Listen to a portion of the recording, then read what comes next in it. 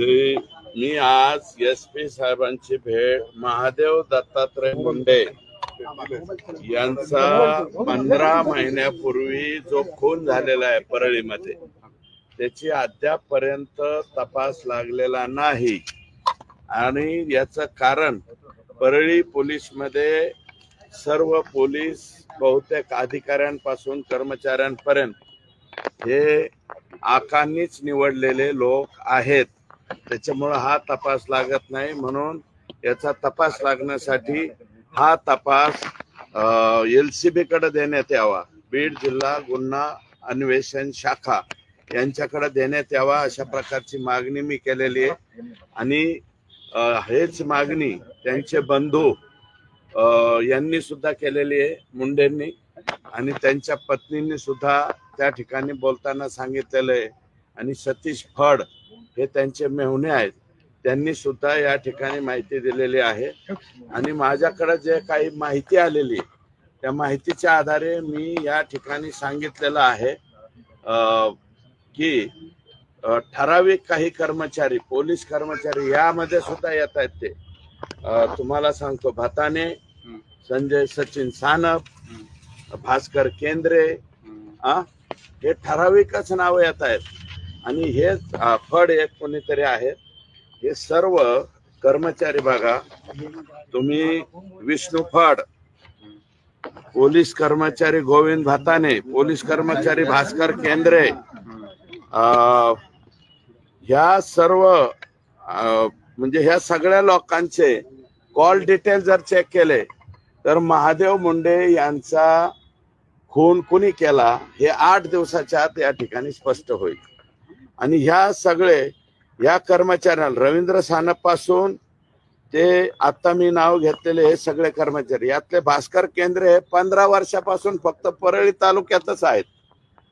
हे आता नवीन नियम मला वाटतं, मी आता गेल्याच्या नंतर राज्याच्या रश्मी शुक्ला मला वाटतं प्रमुख आहेत, त्यांना मी विचारणार आहे की एकाच जागेवरती किती वर्ष, 15 वर्ष एखादा कर्मचारी कसा राहू शकतो याचं डिटेल काढतो। कारण हे काय करतात, फक्त 3 महिने दुसऱ्या जिल्ह्यात गेलेला दाखवतात आणि 3 महिन्याने परत भास्कर केंद्रे परळीतच येतो आणि कशासाठी येतो काय कळत नाही।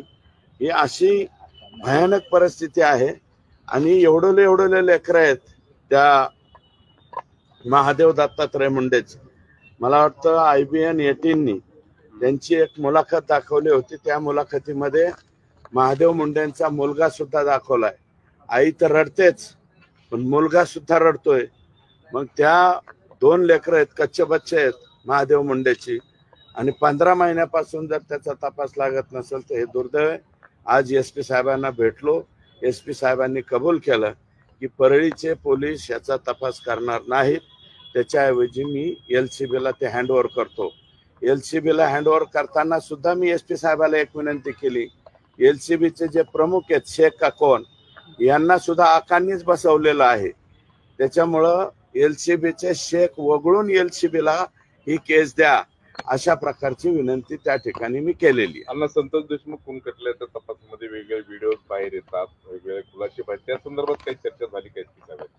नाही, मी बोललो ना, आता त्याच्यामध्ये त्याचा तपास CID कडे चाललेला आहे, त्याच्यामुळं त्या केसच्या बाबतीत मी त्याचे जे प्रमुख आहेत बसवराज तेली यांना सोमवारची वेळ मागितलेली आहे। तिकडं माझ्याकडे जे अपडेट्स आलेले आहेत ते सोमवारी, आणि कोणाकोणाचे नंबर चेक करायचे हे बसवराज तेली साहेबांना सोमवारी जाऊन बोलत। न्यायालयीन चौकशी सुद्धा याच्यामध्ये नेमलेली आहे, त्या चौकशीचं काय स्टेटस आहे, त्या समितीचं काय काम सुरू आहे? हे पहा, न्यायालयीन चौकशी म्हणजे राज्य सरकारकडनं हायकोर्टाला कळवलं जातं, हायकोर्टाला कळवल्याच्या नंतर हायकोर्ट नाव देतं, त्याप्रमाणे मला वाटतं अहलुवालिया यांचं नाव आलेलं आहे।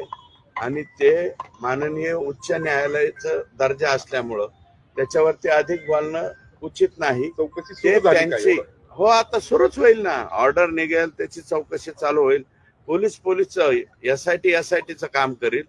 आणि जे याच्यामध्ये न्यायालयीन चौकशी नेमली, ती न्यायालयीन चौकशीचं काम. या संदर्भात मी आज जे आलेलो आहे ते मी महादेव मुंडे यांच्या मर्डर प्रकरणाबद्दल आलेलो आहे. महादेव मुंडेचे खुनी पुढच्या 15 दिवसाच्या आत सापडले पाहिजेत अशा प्रकारची विनंती मी. काल एक कॉल रेकॉर्डिंग बाहेर आली, पोलीस अधिकारी अण्णाला बोलतो आर्मीकरणाला गुन्हा दाखल करू नका असं रेकॉर्डिंग व्हायरल झालेली. हे कोणीतरी मला वाटतं काय नाव आहे त्यांचं, मिस्टर बल्लाळ देव.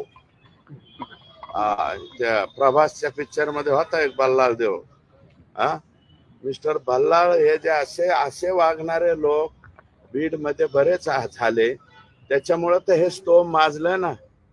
बीड जिल्ह्यामध्ये हे जे प्रकार झालेले आहेत, पोलीस बळ आमचं पूर्णपणे बदनाम झालं. मुन्नी बदनाम हो गई तशी अवस्था आमच्या पोलीस बलाची झाली. त्याचं कारणच हे आहे, ते असे बल्लाळ सारखे. आणि त्या दिवशी बघा नुसतं कालचाच व्हिडिओ काय घेऊन बसले. वाल्मिक कराड यांना कोर्टातून जेलमध्ये नेताना वाल्मिक कराडचा संतोष कांबळे नावाचा PA कसा बसल त्याच्या बरोबर याची काळजी सुद्धा बल्लाळ घेत होता. तो व्हिडिओ नाही का तुमच्याकडे? तो सुद्धा व्हिडिओ दाखवा ना, त्या दिवशीचा तो व्हिडिओ दाखवा. तोच म्हणतोय संतोष कुठे या, लवकर रोहित लवकर या. अरे बाप रे, अरे काय चाललंय. आणि काही कर्मचारी म्हणजे गुन्हेगार आम्हाला कोणत्या जेलमध्ये पाठवा हे सांगायला लागले. लातूरचं जेल मागतायत, कशासाठी मागतायत त्याची सुद्धा सगळं माहिती आहे माझ्याकडे. फक्त ऑर्डर होऊ द्या, मग नंतर सांगतो मी. मात्र अण्णा महादेव गित्ते प्रकरणामध्ये रवी सानप जे तपासी अधिकारी होते ते आरोपीपर्यंत पोहोचले होते, मात्र त्यांना रवींद्र सानप हे त्यांच्यापर्यंत पोहोचले होते अशी माझी त्याच्या. आणि रवींद्र सानप हा स्वाभिमानी अधिकारी आहे. ते त्यांना सांगण्यात आलं की ते आता नाही का राष्ट्रवादी काँग्रेस पक्षामध्ये गेले होते, राजाभाऊ फडचं नाव टाक म्हणले. आणि त्याच्याबरोबर 5 लोक आणखी जॉईन करून टाका आणि 6 जणांनी खून केला म्हणून दाखवून टाका.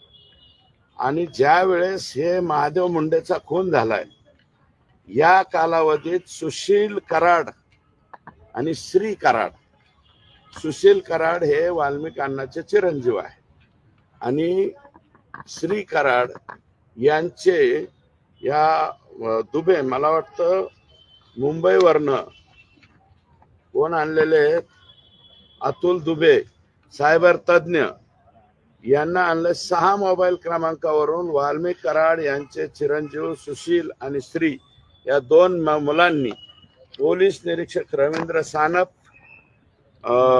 त्याच्यानंतर विष्णू फड, गोविंद भताने आणि भास्कर केंद्रे, परत हीच नावं काय, या 6 मोबाईलला अर्धा पास सतत मला वाटतं 100 वेळा 150 वेळा केलेले. महादेव मुंडेचा खून झाला त्यावेळेस यांच्या घरातून त्यांच्याकडे फोन कस काय जातात याचाही तपास झाला पाहिजे.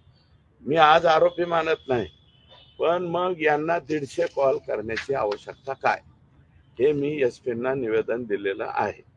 आणि 150 कॉल चेक केले गेलेत कोणाकडून, जे मुंबईवरून सायबर तज्ञ आणलेले आहेत.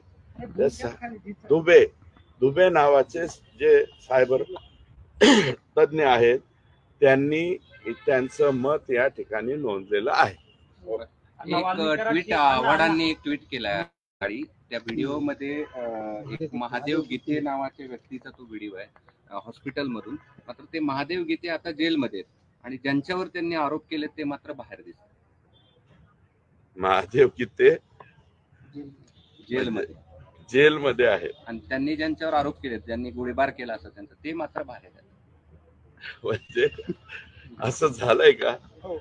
ट्विट केलंय जर आता जितेंद्र आव्हाड साहेबांनी ट्विट जर केलं असेल मला वाटतं ते खरोखर तपासलंच गेलं पाहिजे.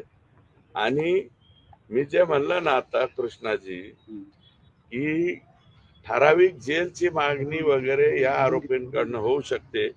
माझं म्हणणं आहे की या आरोपींना मराठवाड्याच्या बाहेर आता ज्या वेळेस यांचे MCR होते मराठवाड्यामध्ये यांना ठेवण्यात येऊ नये, शक्यतो पश्चिम महाराष्ट्रही नको, यांना विदर्भामध्ये तिकडे जरा लांब पाठवलं पाहिजे, कारण तिकडचे जेल जरा वेगवेगळे अधिकारी असतील तिथं.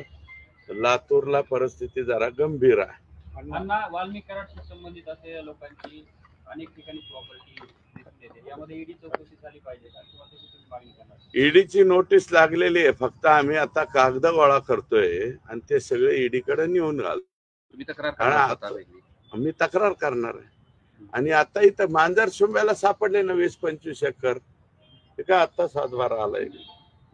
इथं जमीन घेतली जाधवच्या नावावर, जाधवच ना, जाधव मंगल बबन जाधव, काय ते सेम नाव आहे त्यांच्यावरती, ज्योती मंगल जाधव हे नाव कॉमन आहे सगळीकडच.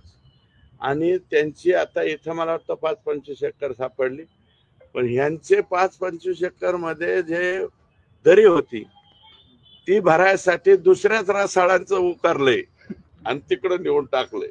रसाळांनी बोलायचं नाही, रसाळांनी निमूट सहन करायचं, अशा पद्धतीच्या प्रकार इथं या जिल्ह्यामध्ये घडलेल्या. आणि या सगळ्यापासून धनुभाऊ अनभिज्ञ कसे राहिले याच मला आता कोडं पडायला लागलेलं आहे. थँक्यू.